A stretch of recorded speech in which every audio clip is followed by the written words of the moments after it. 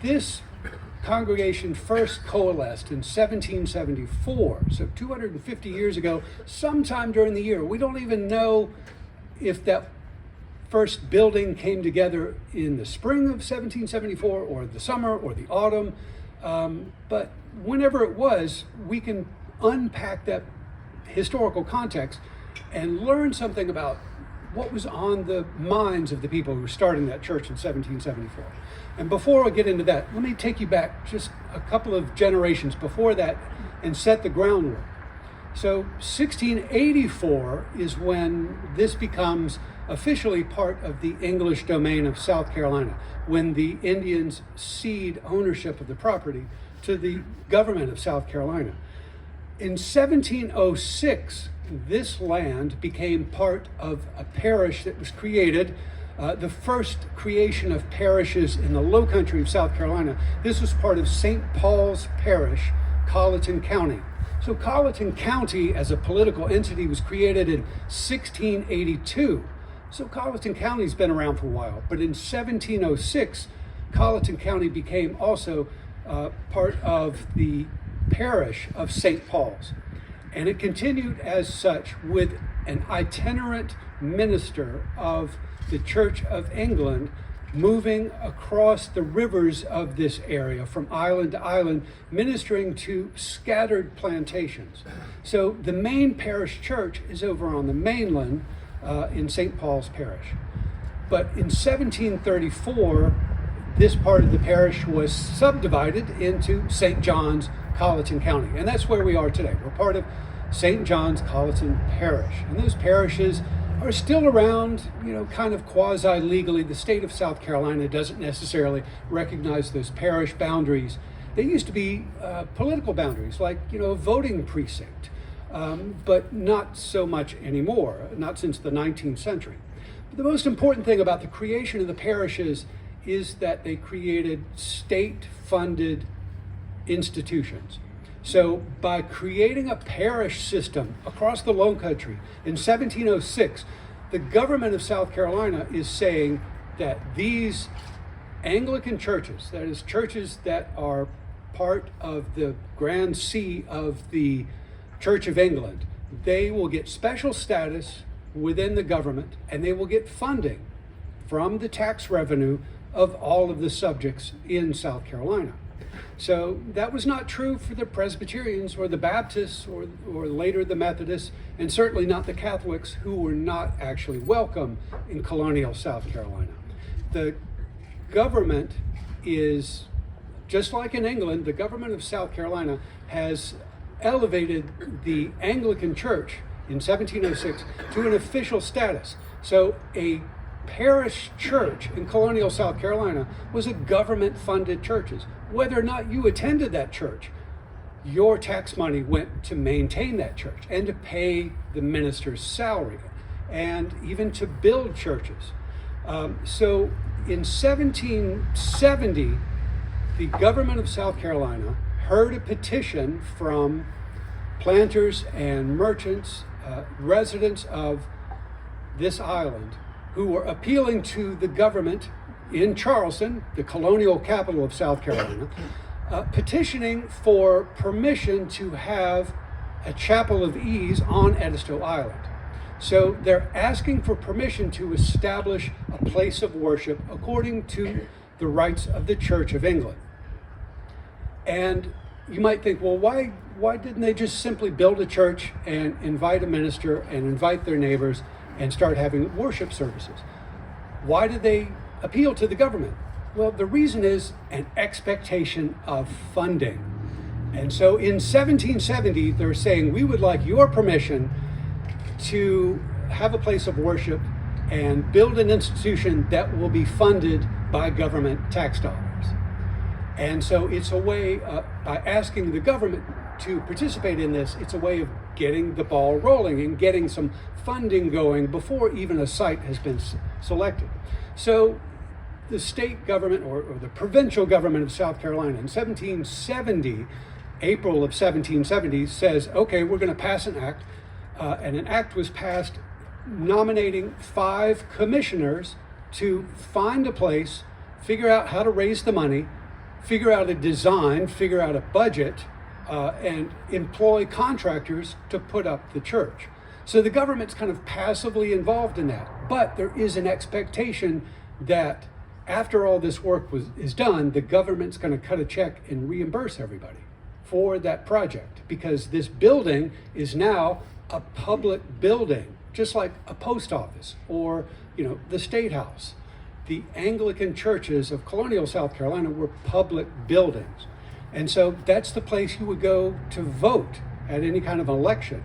If there's an auction to be had in the neighborhood, it's probably going to be next to the parish church or the parish chapel, because that would be a gathering place for the entire community, whether or not they worshiped there or not. These were public buildings. So in 1770, there's an act that is empowering commissioners who live in this community to build a church.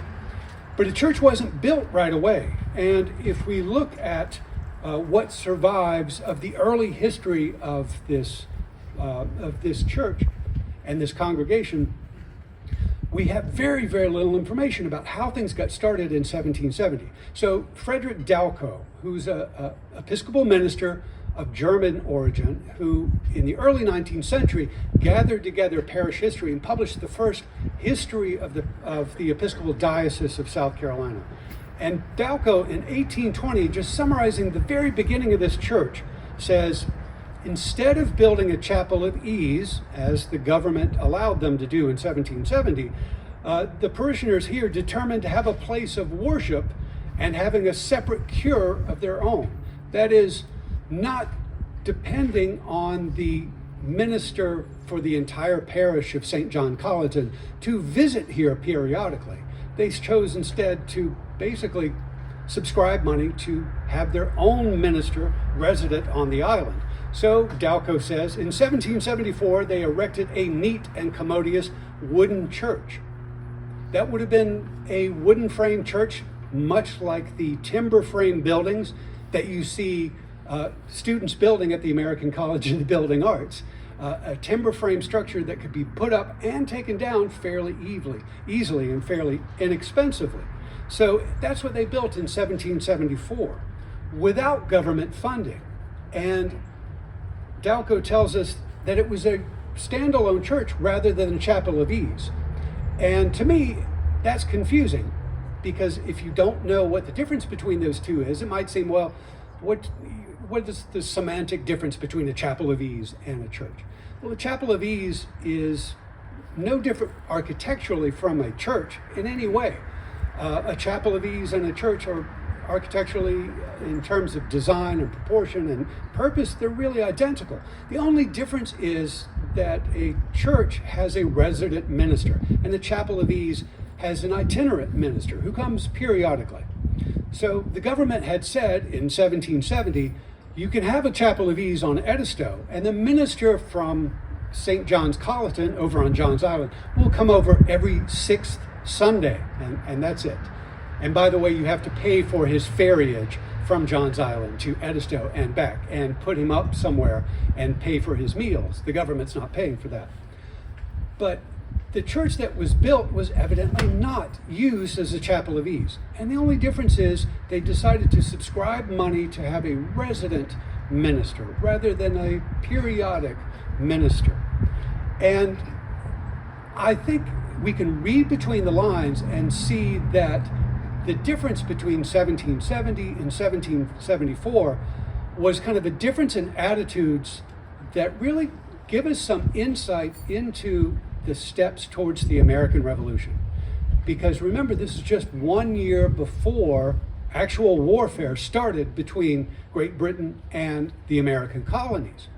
So this church got started during a time of pretty significant political and economic upheaval. So in terms of the economy and the plantation agricultural based economy here on Edisto Island, you've got plantations that are producing record amount of rice, record amounts of indigo.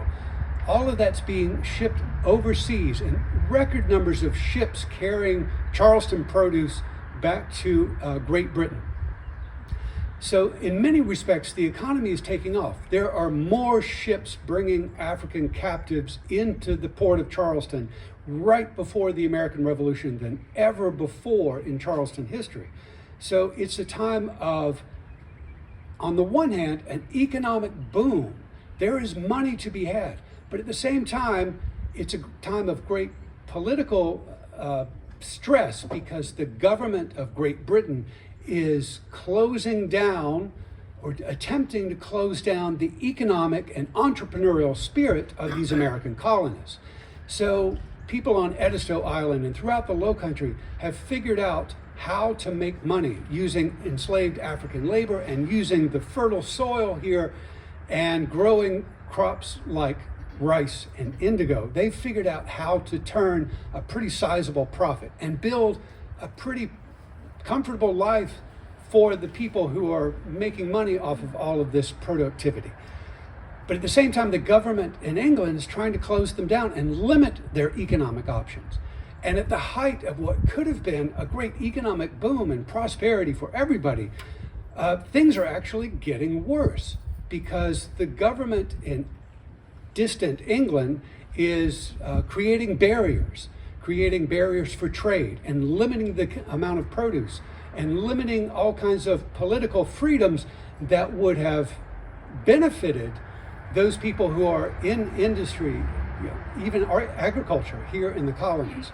And so there was a great gnashing of teeth because people could see that there was money to be made and prosperity to be had. But Britain was standing in the way. The government was standing in the way. So whereas the government in 1770 is saying, yes, you can build a chapel of ease, and the government is going to maintain that building for you using your tax money.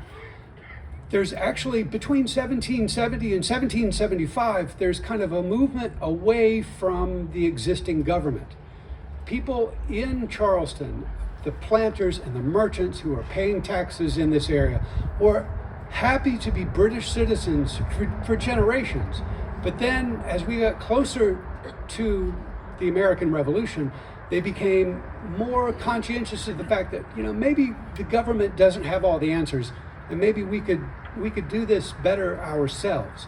So instead of expecting the government of South Carolina to come out and build a chapel of ease here, the people who are empowered to hire the contractors and find the laborers and find the materials and find a place to erect the church decided, maybe we could just do this on our own. We can't really rely on the government so much like we used to rely on the government because the government is kind of not necessarily in our best interest. So there's this moment of political and economic and cultural turning in 1774. Remember, 1774 is the same year that the British Parliament, in May of 1774, published a series of acts to limit what the American colonists could do. American colonists called this suite of 3, 4, 5 acts. They called them the intolerable acts. These were acts that were stifling the economic and political freedoms of the American colonists. So Americans in 13 colonies selected delegates in the summer of 1774 to send to a Continental Congress in Philadelphia in September and October of 1774, really paving the way for breaking away from Great Britain, laying the political groundwork for that. So while that political groundwork is being created, taking those first initial political and economic steps away from Great Britain, that is the exact same time period when men and women are getting together here on Edisto Island and thinking, this would be a good spot for a church.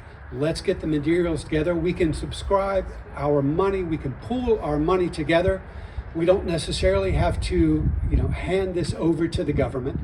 And by 1775, when the commissioners who were responsible for creating the church could have petitioned the state legislature to say, here are our receipts, here are our accounts for building the first church on Edisto for the Church of England.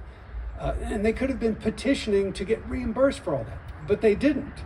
They rolled up their sleeves and they prepared to go to war with Great Britain. And there was a great tearing apart of the fabric of the neighborhood, because you've got some people who are loyal to the crown, some people who are ready to break with the crown. So the founding of this church took place right in the middle of this great cultural change. And I think it would be really difficult to separate the foundation of this church from that spirit of moving towards a political break with Great Britain. So that when the church is actually built, there's no petition to the General Assembly like there would have been in previous generations. And so there is a paper trail for other chapels of ease in other parishes where the neighborhood pitched in and built the chapel of ease, and then basically submitted accounts to the government and got a check of reimbursement for it. And from then on, the government is maintaining those churches. But not true with this Chapel of Ease that became a standalone church. And so throughout the American Revolution and after the American Revolution, it's the people of the community, islanders themselves, who are subscribing money to hire a minister to be an independent church, not just a subsidiary of the parish church of St. John's, Colleton. And so in 1793, when this church was incorporated, is a moment when it's really the culmination of this 19-year gestation of the church, from building the first church in 1774, 19 years later, 1793, incorporating it, which gives them basically tax advantages and a certain public status in the new United States of America and within the government of South Carolina. They're getting recognition that this is not just simply a vestige of this old colonial parish system. This is a standalone church that is incorporated, and while it falls under the umbrella of St. John's, Colleton, it is a separate entity run by and for the islanders. So it's kind of a unique entity in the Low Country in that respect. One of the few churches that was part of that Anglican community, and then after the Revolution became the Episcopal Diocese of South Carolina. It's part of that Episcopal Diocese, but that Episcopal Diocese after the American Revolution is not necessarily getting funding. So in 1706, the Church Act of the South Carolina legislature established the Anglican or Church of England as the official state church of South Carolina. And that continued to be the case through the American Revolution. The South Carolina Constitution of 1778 said that the Protestant Christian religion is the official religion of South Carolina. No longer just specifically the Church of England, because we were at war with Great Britain at the time. But after the settlement of the American Revolution, finally we had peace in 1783. The Constitution of 1790 in South Carolina did away with any kind of religious preference. So no church in South Carolina was getting state funding or state support after the ratification of the 1790 state constitution. So from 1790 onward, there's no real economic benefit to being an established church. So the political foundations of the colonial era that fostered the rise of so many churches across the Low Country, that really evaporated with the American Revolution. So Trinity Episcopal here on Edisto Island is really kind of, its birth, its gestation really straddled both sides of the American Revolution. It got started as part of kind of the tail end of the colonial administration of the Church of England. And then just a few years later, it's a completely different kind of entity in a more independent manner, in an independent state that's independent of the Episcopal community from which this church originally sprang. So it's something that, even though we don't have too many details at all about the founding of this church 250 years ago, at least we can think about the context, what would have been on their minds during 1774. People would have been talking about that First Continental Congress that was months in the planning and was the talk of all of the Low Country during the autumn of 1774 and the winter of 1775, when South Carolina formed its own provincial Congress that was really a shadow government paving the way for the beginning of the American Revolution in the spring of 1775. But before I conclude my remarks today, I want to jump ahead to another small anecdote that maybe you haven't heard about the church history, that might help you appreciate its long history. More than 150 years ago, or almost 150 years ago, this church was erected in 1876, and this church is the result of a fire that claimed the church that was here during the American Civil War. During the Civil War, yes, U.S. government troops occupied this church and used it for quote-unquote military purposes, starting in March of 1862. And I know that date, March of 1862, because the church elders here in the early 20th century filed a petition with the federal government in Washington asking for reimbursement for the damages caused during the Union occupation.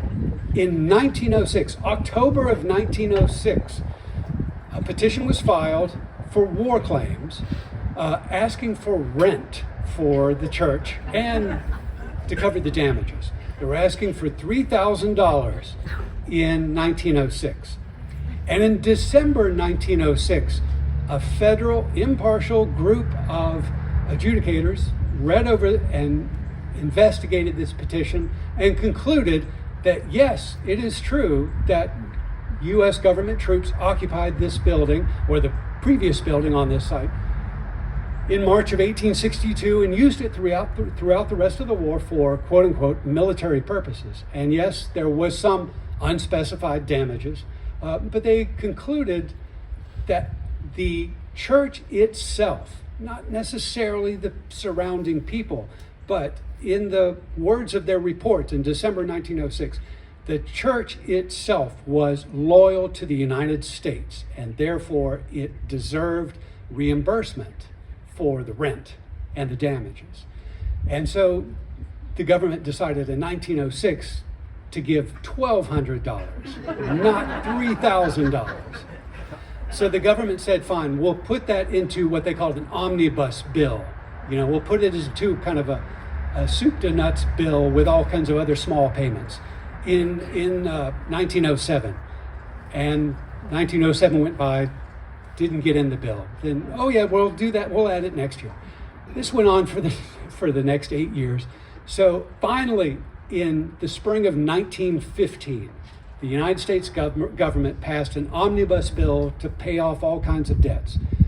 And significantly, the last of the Civil War claims entertained by the United States government in the spring of 1915, 50 years after the end of the Civil War, Washington government cut a check for $1,200 and sent it to Edisto Island.